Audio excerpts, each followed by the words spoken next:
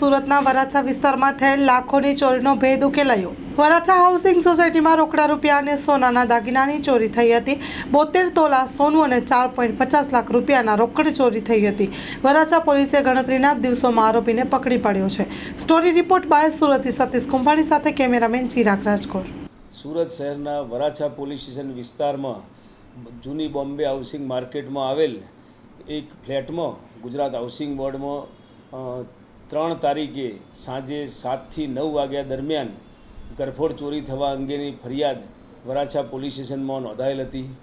માનનીય police commissioner Shri Surat શહેર Anupamsinh Gehlot sir, special CP sector 1 sir તેમજ ડીસીપી ઝોન 1 સરના માર્ગદર્શન અને સૂચના મુજબ વરાછા પોલીસ સ્ટેશનના ઇન્સ્પેક્ટર શ્રી ગ્રાબાણી તથા સર્વેલન્સની ટીમ તેમજ પોલીસ સ્ટેશનની અન્ય ટીમો આ ગુનાનો ભેદ ઉકેલવા માટે કાર્યરત હતી અને સદરુ ગરફોડ ચોરીની હકીકત જોતાં ફરિયાદીશ્રીએ પોતાના ઘરેથી બાલ્કનીના દરવાજા મારફતે અગર તો ડુપ્લિકેટ ચાવીથી દરવાજો ખોલી અને લોકરમાં મૂકેલા દાગીના આશરે 25 તોલા તેમજ રૂપિયા 5,25,000 રોકડાની ચોરી અંગેની ફરિયાદ નોંધાવેલ હતી।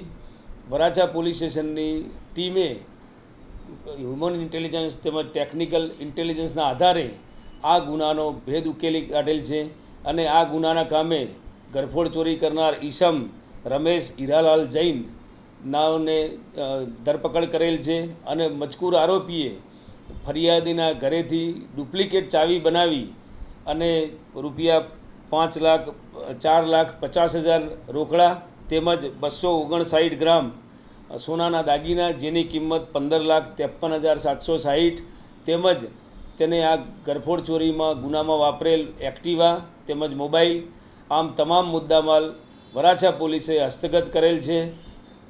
આરોપીનો ગુનાહિત ઇતિહાસ જોતાં અગાઉ 2007ની અંદર અગાઉ ચોરીમાં પકડાયેલ હતો અને હાલના ફરિયાદી સાથે કૌટુંબિક મામાનો સંબંધ થતો હોય અવારનવાર તેના ઘરે આવવા જવાનું હોય 2 થી 3 વાર મુલાકાત લીધેલી અને એ રીતે એને ચોરી કરવાનું આયોજન કરી અને આ ગરફોડ ચોરીને અંજામ આપ્યો।